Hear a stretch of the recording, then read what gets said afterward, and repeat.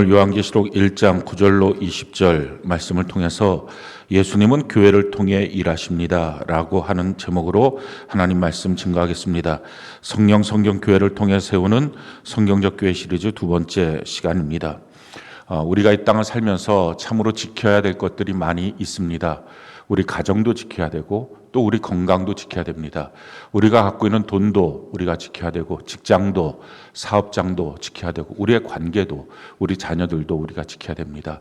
그런데 이 모든 것들 중에 가장 중요하게 먼저 지켜야 될 그것은 성경이 우리에게 아예 콕 집어서 가르쳐 주었습니다. 넌 이것부터 지켜야 되고 이게 가장 중요해라는 것입니다.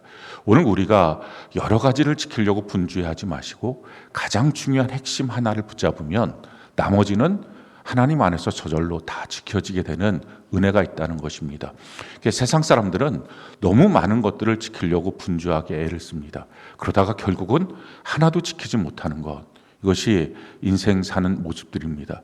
우리가 성경에 주목해서 성경이 지키라고 하는 이 한 가지를 꼭 지켜서 나머지 모든 것들을 하나님이 지켜주시고 또 다 지킨 바가 되는 그 은혜가 있기를 바랍니다. 성경은 우리에게 이와 같이 말씀을 합니다. 잠언 4장 23절 같이 한번 한 목소리 읽어볼까요? 시작. 무릇 모든 지킬 만한 것 중에 더욱 내 마음을 지키라. 생명의 근원이 이에서 납니다. 마음 지키라는 것입니다. 나머지 여러 가지가 있지만 그 여러 가지 지키려고 뛰어다니면 너가 못 지킨다라는 것입니다. 여러분들이 지금까지 돈을 지키려고 애쓰지만 과연 돈이 지켜진 바 됩니까? 자기 자녀들 지키려고 그렇게 애쓰지만 지켜집니까? 자기 가정을 지키려고 하지만 지켜집니까? 또 여러분들의 건강을 여러분들이 지키려고 할 때 과연 지켜지나요? 이게 하나도 지켜지지가 않아요. 우리는 우리가 지킬 수 없는 것들을 지키려고 그렇게 애를 쓰면서 허망한 인생을 사는 것입니다. 근데 성경은 말합니다. 너가 지킬 수 있는 게 있어. 그게 너 마음이야 라는 것입니다. 그런데 이 마음을 지키면 나머지가 다 지켜진다. 생명이 여기서부터 나온다 라고 성경 말씀하는 것입니다. 우리가 올 한 해 사는 동안 우리의 마음을 우리가 지키는 은혜가 있기를 바랍니다. 남들이 지켜주는 게 아니에요. 내 마음을 내가 지키는 것입니다. 이 마음을 지킨다는 거 정말로 그렇습니다. 마음이 좋으면 다 좋습니다. 힘이 하나도 안 들어요. 근데 마음이 힘들면 다 힘들어요. 뭐 하나 할 수 있는 힘도 없습니다. 사람이 귀로 듣는 것처럼 보이지만 사실은 마음으로 듣습니다. 그래서 마음이 좋으면 그 말을 오해 없이 잘 듣습니다. 근데 마음이 안 좋으면 다 하나도 제대로 듣지 못합니다. 우리가 보는 것을 눈으로 보는 것처럼 보이지만 사실은 마음이 봅니다. 그래서 우리 마음이 그에 대해서 좋은 마음이면 그가 하는 모든 것들이 다 사랑스럽고 예쁩니다. 그런데 우리 마음이 안 좋아요. 그럼 다 미워요. 우리가 말을 하는 건 입술로 말하는 것처럼 보이지만 사실은 마음이 말합니다. 그래서 어떤 말은 아주 화살같이 찌르기도 하고 어떤 말은 부드럽게 그를 품어주기도 합니다. 마음이 다 하는 거예요. 실질적으로 우리의 인생을 사는 것, 마음이 다 합니다. 내 자녀를 내가 지키려고 할 때 내 마음이 지켜지지 않고 내 자녀를 보면서 뭔가를 하려고 그러면 독밖에 나오지 않습니다. 그러니까 못 지키는 거예요. 그래서 사랑한다는 말로 하지만 사실은 그 마음에서 독화살이 나오니까 자녀를 죽이고 마는 것입니다. 부부간의 관계도 마찬가지고요. 재정도 마찬가지예요. 돈도 내가 내 손으로 지킬 수 있고 내가 돈 벌어서 뭔가 할 수 있다 생각하지만 내 마음이 안 좋으면 그게 다 허망한 대로 날아가 버리고 마는 것입니다. 중요한 것은 우리 마음을 잘 지키는 것이 필요합니다. 왜 그렇게 인생이 그렇게 되어 있느냐? 하나님이 그렇게 만드셔서 그래요. 하나님은 우리의 육체를 흙으로 만드셨어요. 그러니까 사실은 흙으로 만드셨다는 것은 무가치하다라는 것입니다. 그러니까 육체는 무가치해요. 근데 우리의 마음, 이것은 하나님의 생기로 만들었어요. 하나님의 영으로 만든 거예요. 그래서 가치 있는 것은 우리 마음이에요. 근데 이 마음이라고 하는 것을 우리가 가만히 보면 영혼이라고 말하는데 그건 둘로 나누어져요. 영과 혼이에요.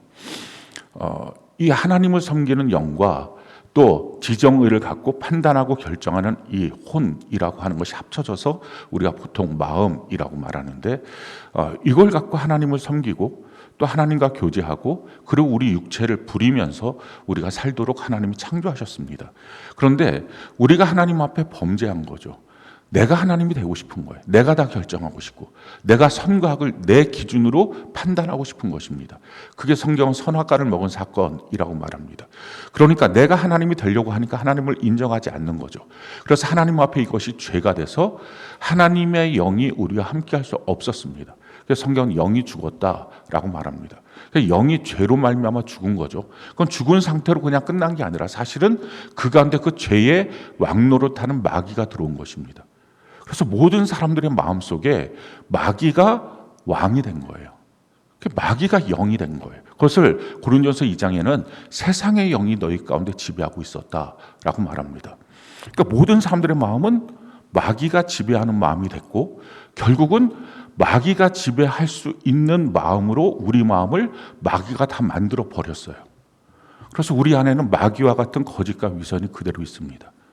그리고 욕심이 그대로 있고요. 그리고 고집이 그대로 있어요. 자기 판단대로 살려고 하는. 그래서 우리의 마음속에는 또 공격성이 그대로 있어서 무엇인가 자기가 당하면 당한 채로 있지를 못해요. 다 안갚음을 해야 돼요. 이게 마귀가 만들어 놓은 우리 마음이에요. 그러니까 그 마음으로 우리가 살고 있었어요. 그러다 보니까 이 마음이 너무 힘든 거예요. 결혼해서 행복해지려고 하는데 그 마음이 서로 부딪히는 거죠. 그러니까 힘든 거예요. 자녀를 낳아서 행복해지려고 하는데 그 마음이 서로 부딪히는 거예요. 살 수가 없는 거예요. 마귀가 만든 마음인데 그게 천국이겠습니까? 지옥이죠. 그러니까 지옥 같은 마음이니까 사람이 지옥에서 살 수 없다고 생각하니까 자꾸 마음을 다시 결단하려고 합니다. 새롭게 살아야지. 지금 우리가 새해인데 이 새해가 되고 나면 사람들마다 결심을 합니다. 이제 내 마음을 새롭게 할 거야. 새로운 마음으로 한번 살아볼 거야. 무엇인가 결심하고 또 여행을 한번 같이 가보자. 새 마음을 가져볼 거야. 이런 여러 가지의 결단을 합니다. 근데 우리가 수없는 시간 동안 경험해 봤지만 그 결단이 오래 가지 못해요. 더 안 좋아져요. 기대를 했는데 더 낙심이 돼버려요. 이게 반복이 됩니다. 근데 이 원리를 성경은 우리에게 설명을 하고 있어요. 왜 그렇게 되는지. 아무리 우리끼리 뭔가를 잘해보려고 해도 마음을 새롭게 하려고 해도 그게 몇 날 며칠 못 간다. 못 가는 것 정도가 아니라 더 낙심하고 더 안 좋아지는 마음이 돼버린다. 그것을 성경은 이렇게 설명을 하고 있어요. 마태복음 12장 43절로 45절 같이 한번 읽어볼까요? 시작. 더러운 귀신이 사람에게서 나갔을 때에 물 없는 곳으로 다니며 쉬기를 구하되 쉴 곳을 얻지 못하고 이에 이르되 내가 나온 내 집으로 돌아가리라 하고 와 보니 그 집이 비고 청소되고 수리되었거늘 이에 가서 저보다 더 악한 귀신 7을 데리고 들어가서 거하니 그 사람의 나중 형편이 전보다 더욱 심하게 되느니라. 이 악한 세대가 또한 이렇게 되리라. 마귀는요, 우리 마음을 지 집이라고 생각해요. 그러니까 이게 뭐 나갔다가, 뭐 어디 있을 데가 없다. 다시 들어오는데 혼자 들어온 게 아니라 더 악한 귀신 7을 데리고 들어옵니다. 우리가 결심하고 청소하고 소지하는 거죠. 새롭게 살아야지. 내가 자꾸 이렇게 거짓과 위선으로 살면 안 되지. 미워하는 마음, 욕심 부리는 마음, 이게 나를 참 불행하게 만들지, 힘들게 만들지 하고 결정을 해요. 또 결심을 해요. 내가 새롭게 살아야 되겠다. 새해가 되면 새로운 마음. 그런데 이게 얼마나 있다가 안 되는 거예요. 내가 결심이 약한가? 그럴 수도 있지만 성경은 말합니다. 그게 아니라 너가 아무리 마음을 결심하고 마음을 다져도 나갔던 귀신이 7을 더 데리고 들어와서 훨씬 더 안 좋은 마음의 형태가 된다는 것입니다. 그 사람이 나한테 이렇게 하니까 내가 참을 수가 없어. 이게 아니라 그냥 이게 다 귀신 장난이라는 거예요. 우리 마음을 갖고서 귀신이 이렇게 하고 있기 때문에 모든 사람들의 마음이 사실은 점점 악해지고 자포자기가 되고 있는 상태입니다. 그런데 여기에서 놀라운 일이 생겼어요. 하나님이 웬 사람인지 웬 은혜인지 예수님을 이 땅에 보내주신 거예요. 근데 예수님이 왜 오셨는가? 근본적으로 예수님이 오신 이유를 우리가 분명히 알아야 됩니다. 예수님이 오신 이유는 우리에게 하나님의 나라, 천국을 주시기 위해서 오신 거예요. 그래서 우리 마음을 먼저 천국 마음 만들고 천국을 되게 하고 우리가 사는 동안에 지상 천국으로 약속하신 교회가 천국 되게 하고 그리고 영원한 천국을 기대하고 바라보게 하시는 것, 이게 예수님이 이 땅에 오신 이유입니다.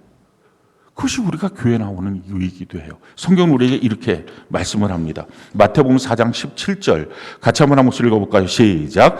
이때부터 예수께서 비로소 전파하여 이르시되 회개하라 천국이 가까이 왔느니라 하시더라. 야, 천국이 가까이 와서, 이 표현은 너 손만 내밀면 천국이 있어 라는 거예요. 지금까지 너가 뭔가 결심하고 결단했지만 더 안 좋아졌지. 그래서 이제는 그런 마음도 안 들지. 그런데 회개에 마음의 생각과 마음의 틀, 이 길을 바꿔야 돼. 그러면 너가 손만 내밀면 너 마음이 천국 될 수 있어. 완전히 달라질 수 있어 라는 것입니다. 그리고 우리가 지상 천국을 경험할 수 있어. 그리고 영원한 천국을 막연하게 이 땅이 지옥이니까 그래도 죽으면 천국이라도 가야지. 그게 아니라 이 땅에서 지상 천국을 경험하고 영원한 천국에 가는 것. 그래서 주님께서는 아예 천년왕국 천국이라고 하는 지상의 천국을 명시적으로 만들어 놓고 그 안에서 특별히 각 교회가 하나님이 주신 지상 천국 출장소다. 여기서 천국을 경험해야 돼. 근데 어떻게 경험하느냐? 각 성도의 마음이 마음 천국이 되어 같이 모일 때 당연히 천국 공동체가 되겠죠. 그렇게 돼서 영원한 천국을 기대하는 거지 그냥 막연한 천국, 그거 아니다라는 것입니다. 이 천국을 주기 위해서 예수님이 오신 거예요.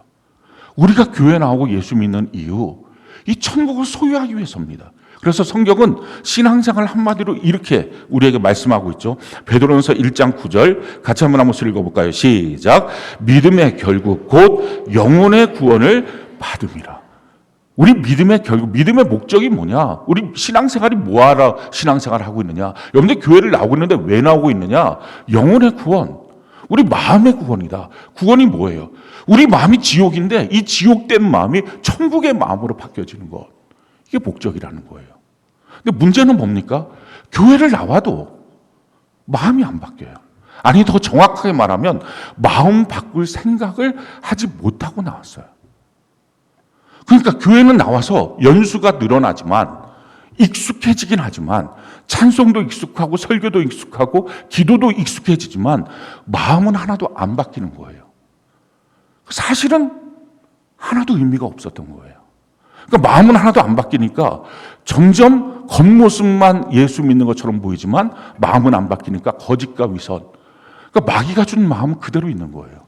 그래서 세상 사람보다 더 악한 위선적인 그리스도인, 이런 말들을 듣기 시작하는 거죠. 욕심은 그대로 있어요.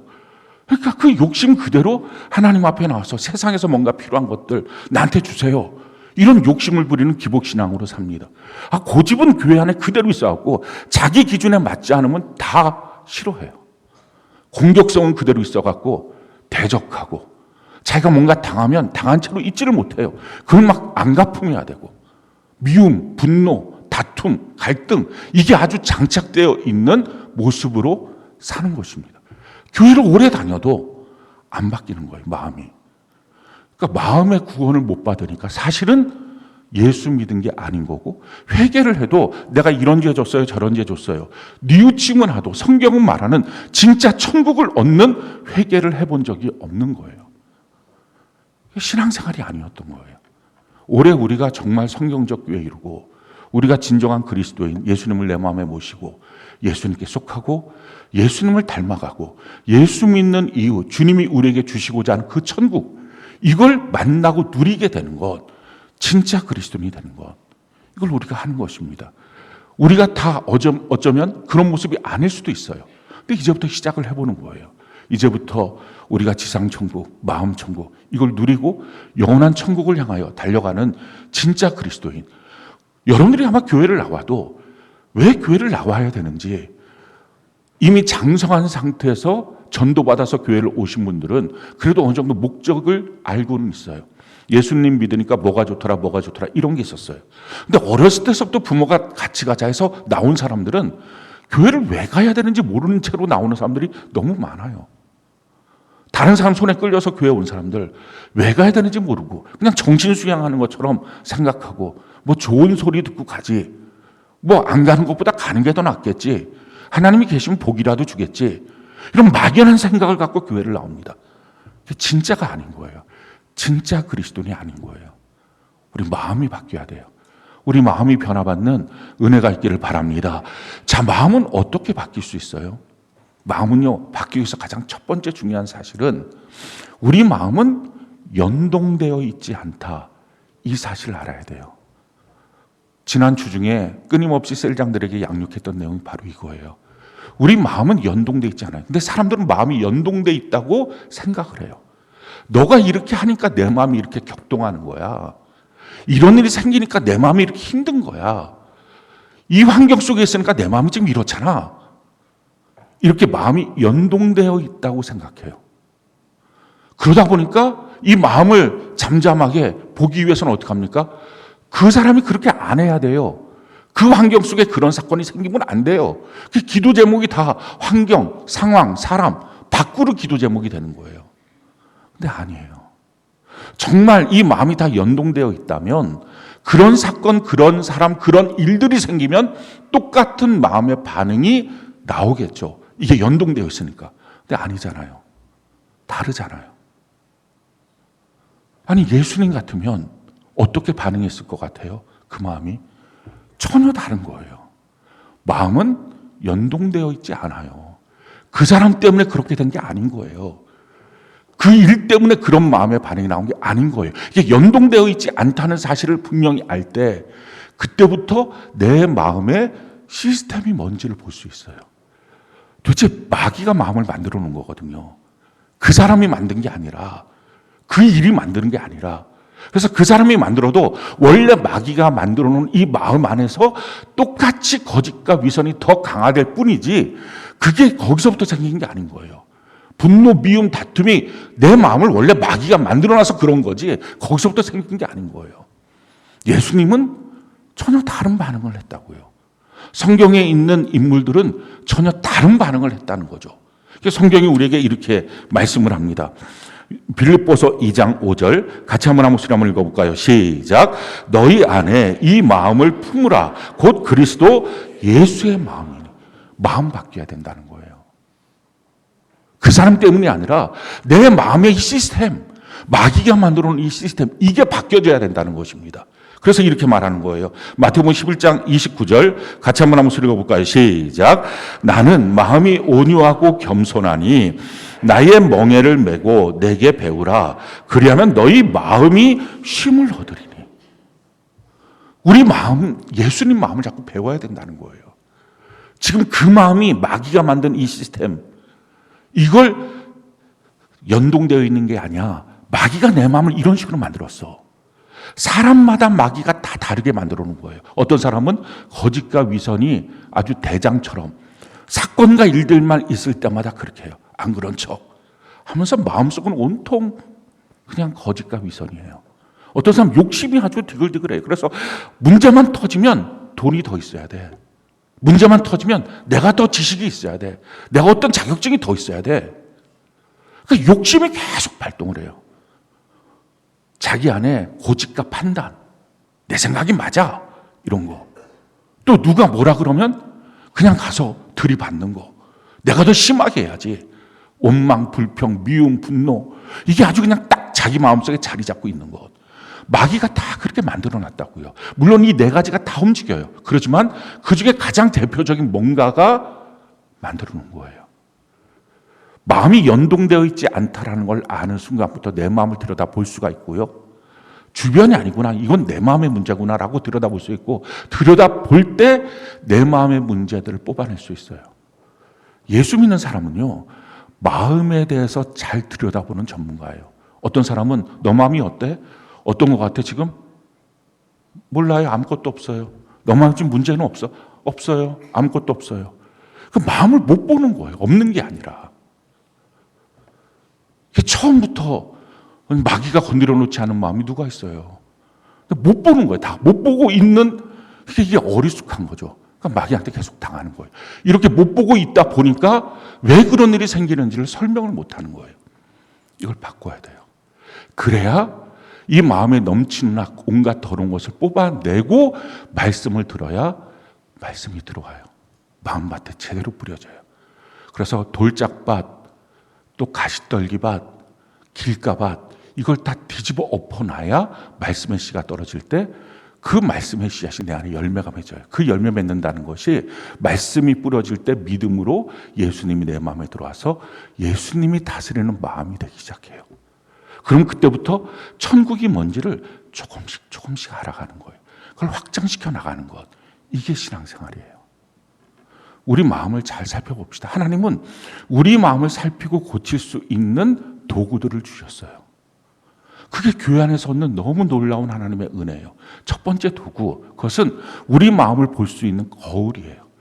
그 거울이 하나님의 말씀이에요. 성경은 오늘 우리에게 이와 같이 말씀을 합니다. 히브리서 4장 12절로 13절 같이 한번 소리 한번 읽어볼까요? 시작.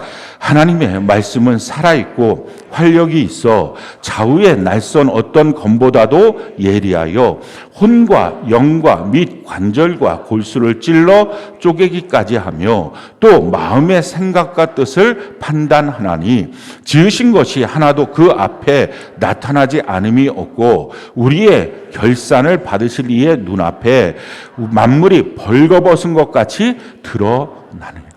내가 꼭 벌거벗은 것처럼 말씀 앞에 드러나는 것입니다. 하나님의 말씀은 우리 마음의 거울이에요. 그래서 말씀을 여러분들이 읽을 때나 지금 말씀을 들을 때나 꼭 중요한 게 한 가지 있어요. 다른 사람이 필요한 말씀이 아닌 거예요. 나한테 주시는 말씀이에요. 이거 누가 들어야 되는데 이거 아니에요.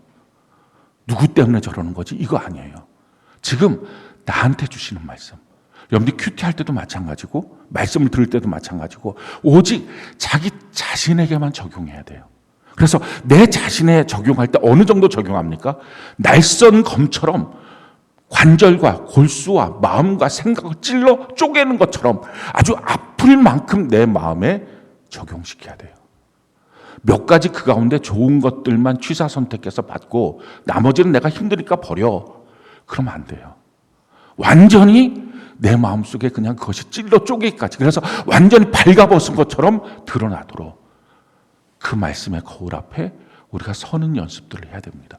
하나님이 이 말씀의 거울을 주셨어요. 그래서 여러분들이 날마다 큐티를 해야 되는 이유, 이게 익숙해져야 됩니다. 큐티를 날마다 해야 말씀을 들을 때 제대로 들어요. 큐티를 안 하면 말씀을 못 들어요. 큐티를 할 때도 그냥 아는 지식을 대하듯이 하는 게 아니라 자기 자신에게 딱 적용하도록 이 관절과 골수를 찔러 쪼개고 마음과 생각을 찔러 쪼개는 것처럼 아주 막 깊이 자기 안에 적용하는 것. 이게 필요해요. 오늘 지금 말씀을 들을 때도 마찬가지예요. 나한테 주시는 말씀 이렇게 들어야 돼요. 그렇게 말씀 앞에 우리가 노출되고 서야 됩니다. 자, 두 번째는요. 우리 마음속에 여러 가지 마귀가 던져놓은 쓰레기들이 있거든요. 그걸 흔히들 다른 말로 말하면 상처, 아픔이라 그래요. 근데 그 상처, 아픔이 있을 때 그거를 갖고 우리가 하나님께 나와야 돼요.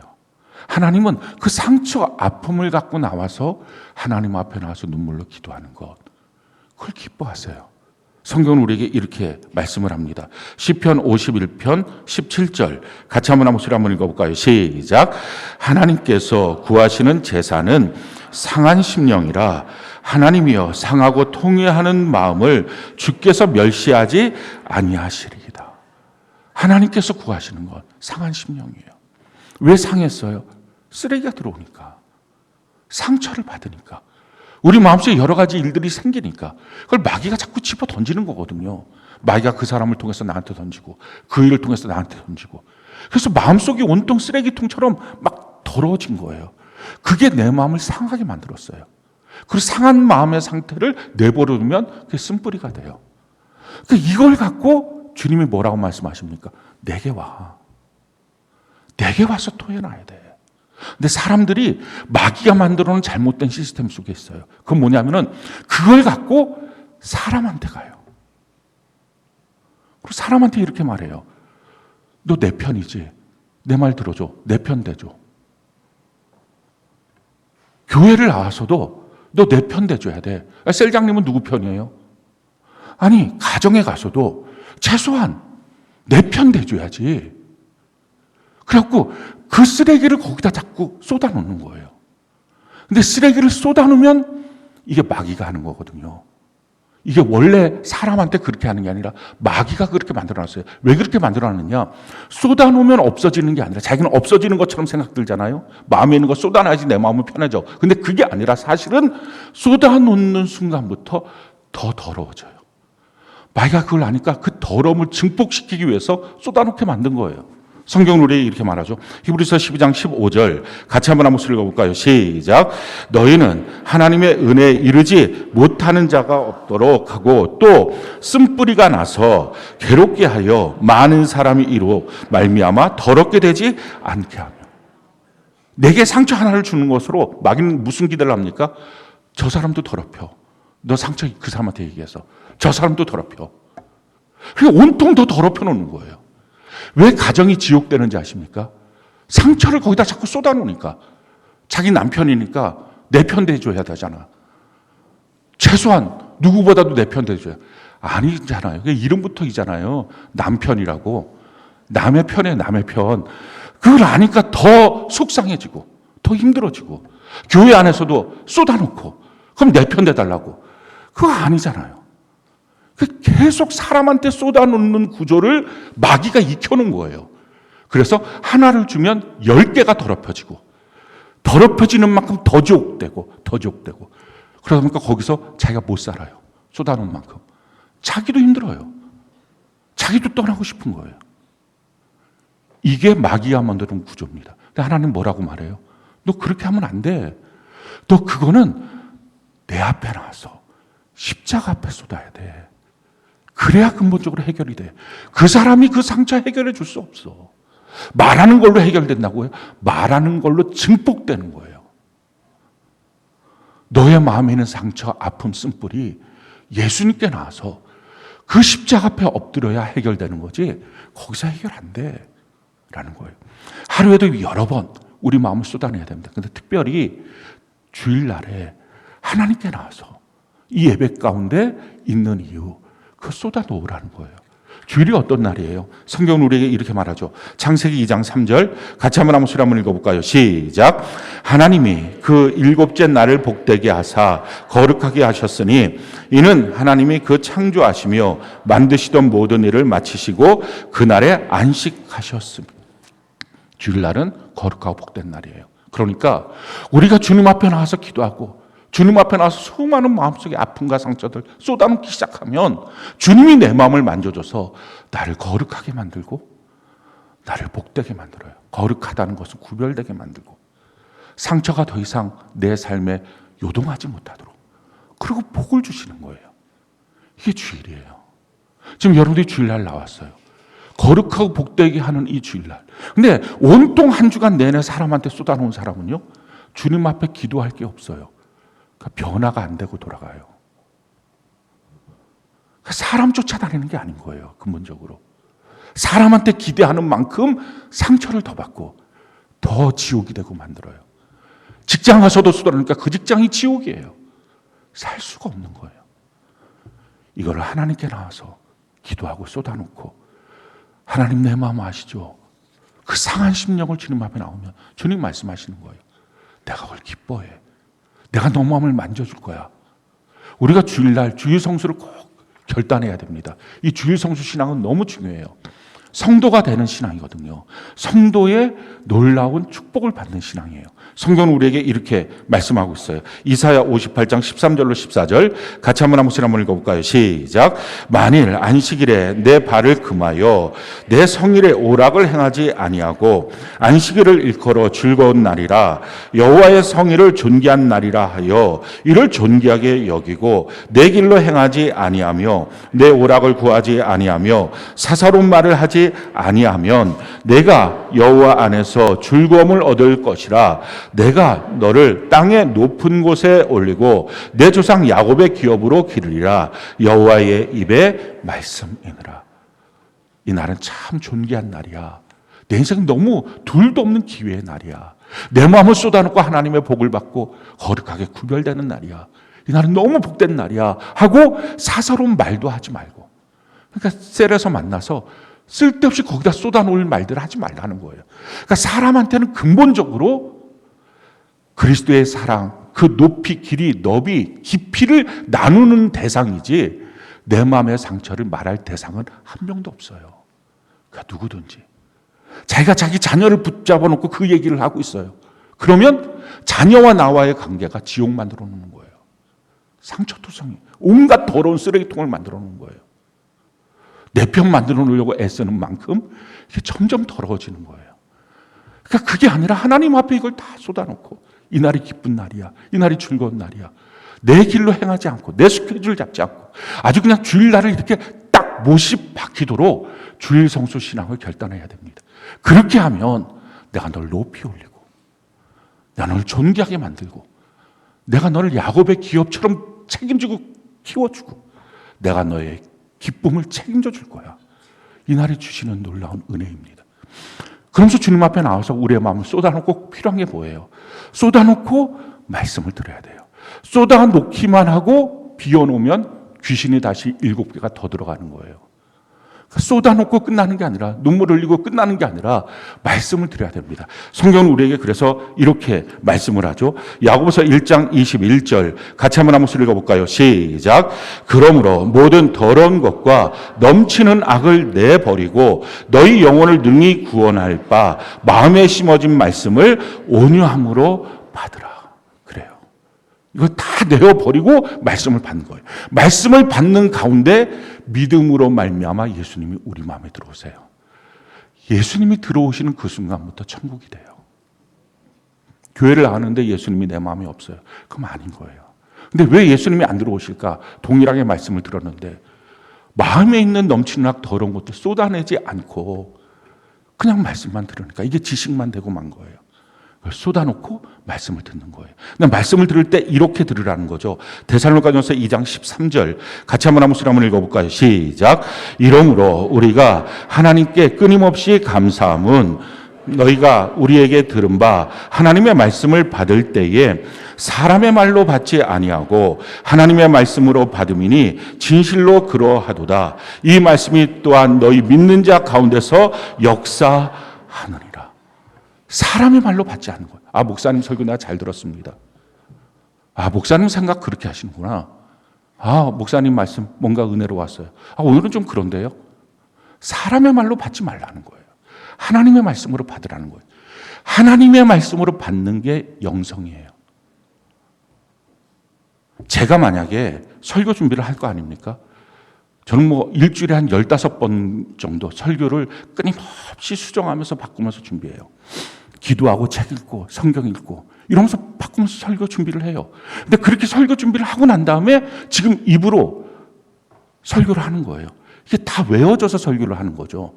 갑자기 느닷없이 위로부터 뾰로롱 뭐가 와서 하는 게 아니라 다 외워져서 설교를 하는 거예요. 그렇게 설교를 하면서 핵심이 뭡니까? 목사의 영성은 얼마나 설교를 잘하고 있느냐가 아니라 진짜 영성은 이렇게 말하는 그 설교가 하나님이 오늘 지금 이 순간 내게 해주신 하나님의 말씀이야. 그렇게 듣는 거. 만약 그렇게 듣지를 못하면 목사의 영성 스스로가 죽는 거예요. 그래서 목사가 사꾼 목자가 되는 거예요. 여러분들도 마찬가지겠죠. 저와 만약에 인간적인 교제권과 관계에 있는 사람들 한번 생각해 봅시다. 사모 같은 경우도 마찬가지죠. 저라고 세인트겠어요? 성인이겠어요? 아니잖아요. 지지고 볶고 그렇게 하겠죠. 그러다가 설교를 한답시고 딱 올라가요. 그럼 설교를 할 때 사모는 가만히 앉아있으면서 들을 때 저게 나한테 대고 얘기를 하나? 그런 마음이 왜 없겠어요? 근데 그런 마음을 들으면 어떡하죠? 사모의 영성이 죽는 거예요. 신앙생활이 영위가 안 되는 거예요. 그래서 수많은 교회 사모들이 영적으로 죽어 있어요. 그때 하나님이 지금 이 순간 내게 주시는 말씀이야. 그렇게 받을 수 있는 영성이 되는 것 하나님의 말씀이야. 안 그러면 자기 영혼이 못 살아요. 강단에 선포되는 목사의 말, 목회자의 지도, 이게 하나님이 내게 주시는 것. 여러분들도 마찬가지 아니겠어요? 평상시에 듣는 거 그냥 하나님의 말씀이구나. 이게 지식으로 듣겠지만 그게 아니라 실제로 내 마음의 상관과 환경과 이런 것들 다 떠나서 관계 속에서 이번 주중 안에 저한테 걸려갖고 도리어 막 혼나고 막 책망을 받았다 합시다. 마음이 안 좋겠죠. 그런데 책망 제대로 받아라 이러면 또 나한테 또 뭐라 그러나? 막 이런 생각들이 막 들 때 그거 아니야. 하나님이 지금 나에게 주시는 말씀이야.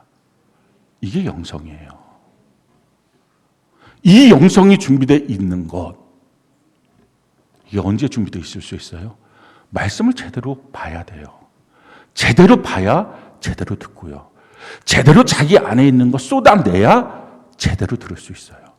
그게 안 돼 있는 것, 그게 전혀 될 수도 없는 마음, 이건 아직 구원의 첫걸음도 기억자도 안 간 거예요. 이 마음을 만들어내는 것. 그렇게 말씀을 듣다가 저건 이상하네. 내가 알고 있었던 신앙적 지식과 좀 뭔가 다른 것 같은데 할 때 꼭 해야 될 게 있어요. 자기 판단으로 하는 게 아니라 자기 지식으로 판단하는 게 아니라 오직 우리의 신앙의 근거인 성경으로 분별해야 돼요. 성경은 우리에게 이렇게 말하고 있죠. 사도행전 17장 11절 같이 한번 읽어볼까요? 시작. 베레아에 있는 사람들은 데살로니가에 있는 사람들보다 더 너그러워서 간절한 마음으로 말씀을 받고 이것이 그러한가 하여 날마다 성경을 상고함으로. 정말 그런가 성경을 상고했다는 것입니다. 성경으로 분별한 거예요. 그러니까 하나님은 내 마음을 천국 만들기 위해서 이 마귀가 만들어놓은 이 시스템, 아주 독자적인 자기 안에 있는 시스템, 사람마다 다 그 시스템들이 있어요. 그 마음을 완전히 무너뜨리고 예수님이 마음의 주인이 되어주셔서 그냥 내가 관념적으로 예수님 내 마음의 주인입니다, 입술로 고백했다고 되는 게 아니라 이게 실제가 돼야 돼요. 실제가 안 되면 다 거짓말하는 거예요. 이게 거짓의 영이에요. 신앙생활 헛한 거예요.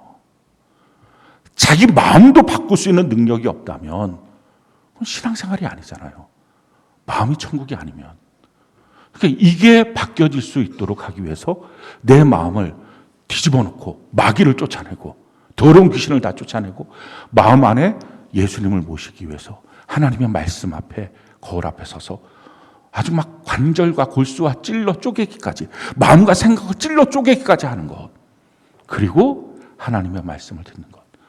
내 안에 있는 수많은 상처, 아픔들 주님 앞에 쏟아놓고 온갖 더러운 것, 악한 것도 쏟아놓고 말씀을 듣는 것. 들을 때 그냥 사람의 말로 듣는 게 아니라 하나님이 내게 주시는 말씀, 이렇게 듣는 것. 이렇게 들을 수 있는 영성, 그게 있느냐 하는 거예요. 그게 거듭난 자의 영성이에요.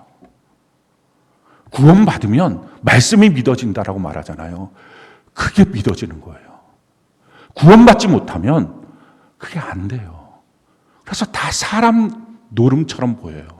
교회를 나와도 사람들 노름이지, 이렇게 생각이 들어요. 거듭나면, 구원받으면 이게 완전히 싹 바뀌어요. 하나님이 계시지. 이게 돼요. 저는 여러분들이 올 한 해 다 거듭나고 하나님 앞에 서 있는 은혜가 있기를 바랍니다. 하나님의 말씀이 하나님의 말씀으로 믿어지는 은혜. 그 역사를 저는 여러분들이 다 경험하기를 바라고, 하나님의 말씀을 들으려고 할 때 사람이니까 제 소리가 나올 수도 있겠죠. 그러니까 어떻게 하는 거예요?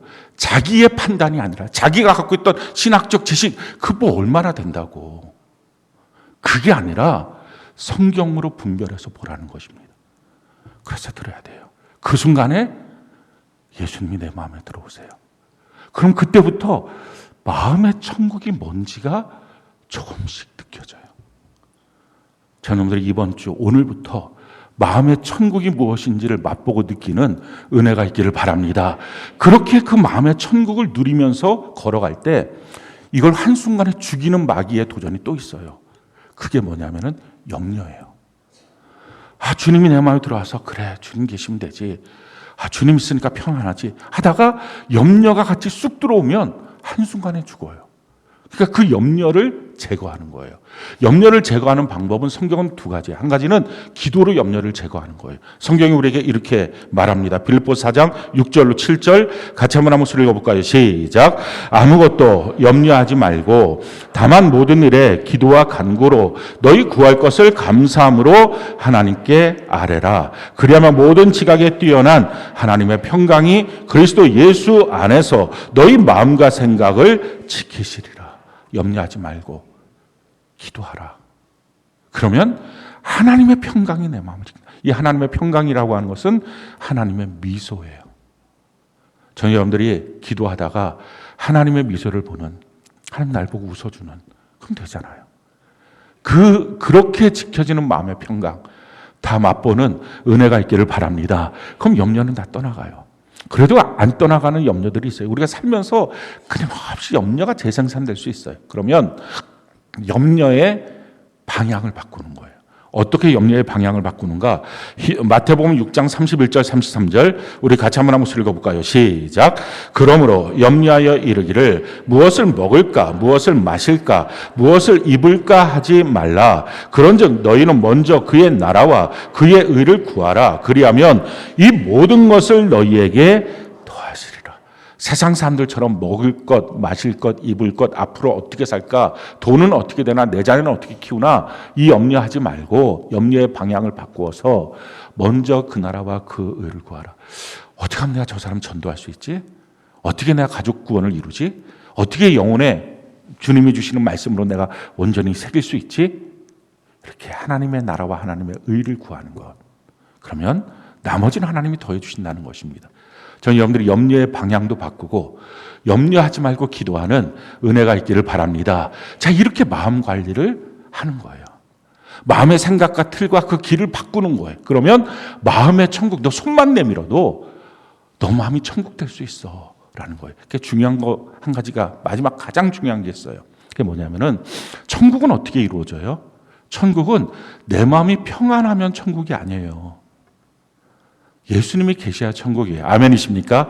예수님이 계셔야 천국이에요. 영원한 천국도 생명수가 흐르고 길이 황금길. 그러면 천국이 아니고 예수님이 계셔야 천국이에요. 할렐루야. 교회도 마찬가지예요. 예수님이 주인이 되셔야 천국이에요. 그러니까 사람들이 착각하는 것 중에 한 가지는 마음이 평안하면 천국인 줄 알아요. 그래서 이 마음을 평안하기 위해서 사람들이 교회를 안 나고 예수를 안 믿고 뭐 하냐면 명상을 해요. 마인드 컨트롤을 해요. 뉴에이지 운동, 뭐 이런 것들을 통해서. 그래서 뭐 교회 나가는 거나 뭐 마인드 컨트롤, 내가 이렇게 명상하는 거나 그게 그거 아니야. 좋은 책 읽고 있으면 마음이 좋아지는 것 아니야. 전혀 달라요. 마음에 예수님이 안 계시면 소용없어요. 다른 종교 얘기해서 죄송하긴 하지만 예전에 성철 스님이라는 분이 있었어요. 그분이 최고의 고승이라고 벽 보고 7년 있었던 분이고 뭐 이런 분들이. 그런데 그분이 돌아가시기 전에 불교에서는 열반송이라고 그러죠. 돌아가시기 전에 이렇게 얘기를 했어요. 산은 산이고 물은 물이다. 사탄과 부처는 다 허망하다. 이게 그냥 불교 신자들이니까 까무러칠 노릇입니다. 이렇게 얘기를 하니까 죽기 직전에. 살아있을 때 얘기하지 뭐 비판이라도 받는데 딱 그렇게 막 휙 죽으니까 뭐 비판할 수도 없고. 그러면서 했던 말이 이거예요. 내가 지금까지 살면서 수많은 사람들을 거짓으로 말하여서 지옥으로 이끌고 갔다. 나도 지옥 간다. 그러고 죽었어요. 이게 겸손할 수도 있겠죠. 근데 뭐 죽기 전에 겸손해서 뭐예요? 근데 또 한 사람, 죽기 직전에 했던 이런 말을 한 사람이 있어요. 사도 바울이에요. 예수님을 마음에 모셨던 사람. 그가 이렇게 말했어요. 나의 달려갈 길 내가 달려가고 믿음을 지켰으니 후에는 의의 재판장 되시는 예수님께서 내게 의의 면류관을 씌워주실 것이다.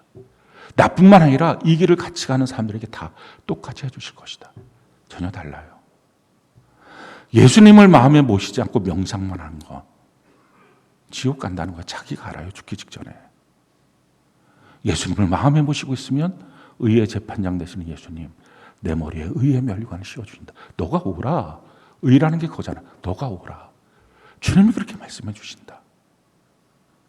우리 마음에 예수님을 주인으로 모시지 않으면 그냥 마음 평안한 것 그건 천국 아니에요. 교회도 마찬가지예요. 우리끼리 서로 좋아.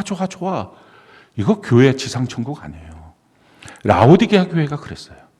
라오디게아 교회가 서로 뭐라고 말하고 있었냐면 나는 부자야. 뭐 가난한 것도 없고 나 병든 것도 없고 건강하고 다 좋아. 여러분 우리 중에 그렇게 말할 사람이 있어요. 나는 부자야. 이런 사람 하나도 없잖아요. 나는 뭐 잘났고 뭐 모자란 거 하나도 없고 최고야. 근데 실질적으로 그들은 부자였어요. 기록을 보면. 정말 그렇게 말하고 있었어요. 이게 그들이 서로 나누고 하는 대화들이 뭐 얼마나 뭐 자랑 많이 했겠어요. 나중에 자랑하다 보면 우리 집에 황금 소 한 마리 있어. 뭐 이런 얘기들 하면서 뭐 애들 보면 그런 얘기 많이 해요. 우리 아빠 탱크 몰고 다녀 뭐 이러고. 뭐 이렇게 그 유치원 예전에 우리 하다 보면 뭐 우리 아빠는 뭐 제트기를 몰고 나를 데려다 줬어 뭐 이렇게 그러니까 자랑하다 별걸 다 말도 안 되는 자랑들을 하는 것처럼 그렇게 하고 있는 거예요. 근데 그때 예수님이 이렇게 말해요. 성경에 보니까 내가 너 문을 두드리고 있는데 너 이 소리를 듣고 문을 열고 너 회개하라. 열심 내라. 내가 너에게로 들어가서 먹고 마시겠다. 예수님 없애버린 거예요. 사람들끼리 모여서 좋은 얘기한 거예요. 그건 지옥이에요. 여러분 천국은 예수님 계셔야 천국이에요. 우리가 마음 관리하고 마음 보는 이유가 뭡니까? 예수님을 마음에 모시기 위해서. 우리가 교회 안에 모이는 이유가 뭐예요? 예수님을 우리 가운데 주인으로 모시기 위해서. 그래서 예수님이 계신지를 계속 점검해야 돼요. 고린도 후서 13장 5절에는 말씀처럼 너 마음에 믿음이 있는지 그리스도께서 계시는지 계속 점검해봐라. 테스트해봐라. 진짜인지 아닌지 점검해봐야 돼요. 그래서 끊임없이 예수님을 모셔야 됩니다. 어떻게 예수님을 모셔요? 자, 오늘 본문 말씀 우리가 한번 볼까요? 오늘 본문 말씀에 보면 이 요한계시록은 마지막 시대에 주시는 말씀입니다. 그러니까 지금 우리 마지막 말세지말이라고 하는 지금 우리에게 주시는 주님의 말씀이에요. 이 말씀의 3절을 같이 한번 볼까요? 3절에 이렇게 말씀하고 있어요. 이 예언의 말씀을 읽는 자와 듣는 자와 그 가운데 기록한 것을 지키는 자는 복이 있나니 때가 가까웁니다. 하나님의 말씀 먼저 읽어야 돼요. 여러분들이 읽어야 설교가 들려요. 말씀 안 읽으면 무슨 말인지 몰라요. 제대로 읽어야 돼요. 날마다 읽어야 돼요. 하나님의 말씀 읽고 듣는 자, 그래야 지킬 수 있어요. 그 사람이 복 있는 사람이다. 그래서 날마다 올 한 해 매일 성경 통독 큐티하는 은혜가 있기를 바랍니다. 이 결심을 하셔야 돼요. 그때부터 마음은 지켜져요. 이걸 할 때 어떻게 해야 돼요? 자기 마음을 보면서 하는 거예요. 다른 사람 공격하려고 하는 게 아니라. 그리고 또 이렇게 말하죠. 오늘 10절에 보니까 오늘 읽었던 본 말씀이죠. 주의 날에 내가 성령의 감동이 돼요. 하나님은 하나님의 시간대로 움직이십니다. 내 시간대로 움직이는 게 아니라 하나님은 하나님의 절기를 정하시고 하나님의 때에 움직이셔요. 그러니까 이 거룩한 주의 날에 우리가 주님 앞에 나와서 지금 요한 사도는 복음 증거했다는 이유로 반모섬이라고 하는 곳에 유배를 간 거예요. 마음에 상처 아픔이 많겠죠. 그런데 주의 날에 하나님이 일하시는 거예요. 동일해요. 우리도 주일 성수하면서 주님 앞에 내 마음을 쏟아놓겠다 결단하는 은혜가 있기를 바랍니다. 그렇게 하고 난 다음에 주님을 내 마음에 모시고 나면 그 다음에 모신 예수님을 쫓아내버리고 맞는 마귀가 그 예수를 팔아버리게 만드는 그 요소가 뭐냐? 그의 염려인데 성경은 오늘 이렇게 말해요. 그 주의 날에 뒤에서 나는 소리를 보려고 돌아보니까 촛대 사이에 예수님이 오시는데 그 예수님이 발에 끌리는 옷을 입고 가슴에 금띠를 띠고 얼굴은 해가 힘있게 솟아나는 것처럼 그렇게 비치고 있고 맑은 물소리 같은 것들이 나오고 주석 같은 신을 신고 그렇게 하고 오른손에 7뼈를 들고 그 촛대 사이에 오가고 계시는 왕권을 가지신 예수님을 봅니다. 예수님이 왕인 거예요. 사랑하는 성도 여러분, 지금 예수님의 통치의 시대를 살고 있다는 것을 인정하는 은혜가 있기를 바랍니다. 그러니까 염려할 필요 없다는 거예요. 주님이 알고 계시고 주님의 뜻으로 인도하여 주시게 될 것입니다. 그러니까 염려하지 말고 기도하고 염려하지 말고 주님의 의와 주님의 나라를 구하는 귀한 역사가 있기를 바랍니다. 그러면서 중요한 게 뭐예요? 그 가운데서 마음 관리를 해서 예수님을 내 마음의 주인으로 모시는 거예요. 그러면 어떻게 예수님을 내 마음에 모실 수 있을까? 어떻게 우리 교회 공동체 가운데 예수님을 모실 수 있을까? 예수님은 교회를 통해서 일하신다 하는 거예요. 지금 예수님이 어떻게 하십니까? 12절에 보니까 몸을 돌이켜 나에게 말한 음성을 알아보려고 돌이킬 때에 7 금촛대를 보았는데 라고 예수님은 그 촛대 사이를 다니십니다. 교회 사이를 다니시고 있는 거예요. 그러면서 이렇게 말하죠. 16절에 보니까 그의 오른손에 7뼈이 있고 그의 입에서 좌우에 날선 검이 나오고 예수님은 오른손에 7뼈를 들고 촛대 사이를 근데 그것을 이렇게 설명하고 있어요. 20절에 보니까 20절 같이 한번 읽어볼까요? 오늘 본 말씀 같이 한 목소리 시작. 내가 본 것은 내 오른손의 7별의 비밀과 또 7 금촛대라. 7별은 7 교회의 사자요 7 촛대는 7 교회니라. 주님은 7 촛대 교회 사이를 다니면서 그 교회의 주의 사자를 손에 붙잡고 우리 가운데 일하신다라는 거예요. 주님이 일하시는 원리를 설명해 놨어요. 어떻게 내가 내 마음에 주님을 모시고 주님 안에서 일할 수 있습니까? 교회는 어떻게 세워진 거예요? 에클레시아. 하나님이 세상에서부터 불러서 모으신 것입니다. 근데 불러서 모을 때 어떻게 모으십니까? 하나님께서 주의 사자를 손에 잡고 주의 사자 담임 목사님을 손에 잡고 구원 얻을 자들을 교회로 모으십니다. 그래서 주님의 몸을 만드세요. 그리고 주의 사자를 통하여 하나님을 양육하고 일하고 계십니다. 이게 주님이 교회 안에서 일하시고 지금도 역사하시는 방법이에요. 주님은 교회를 통하여 주의 사자를 통하여 일하고 계신다라는 것입니다. 자, 그렇다면 우리가 어떻게 주님과 동행하는 삶을 살 것인가 하는 것입니다.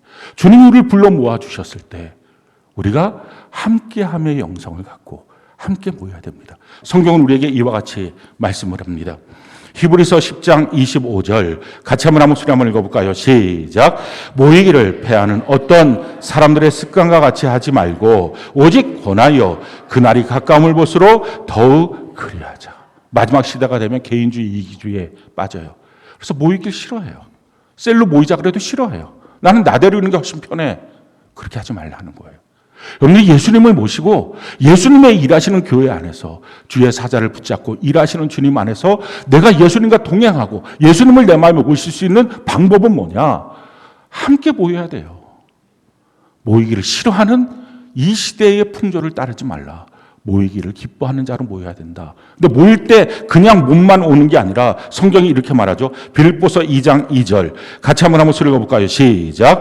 마음을 같이하여 같은 사랑을 가지고 뜻을 합하여 한 마음을 품어.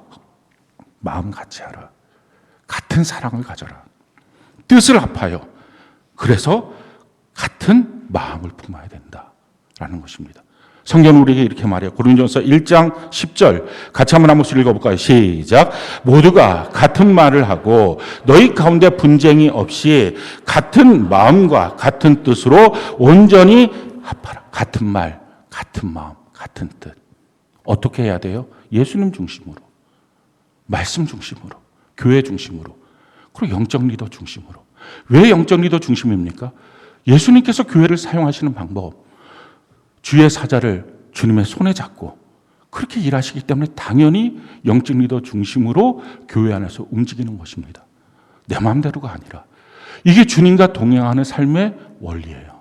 주님을 내 마음에 모시고 우리 교회 공동체 안에서 셀 안에서 예수님을 주인으로 모시고 일하는 방법입니다. 우리가 이렇게 함으로 올 한 해 우리 마음 관리해서 예수님 모시고 우리 관계 속에서 예수님이 주인 되도록 만들고 우리가 이렇게 주님과 동행하는 올 한 해가 되는 은혜가 넘치기를 예수님 이름으로 축원합니다.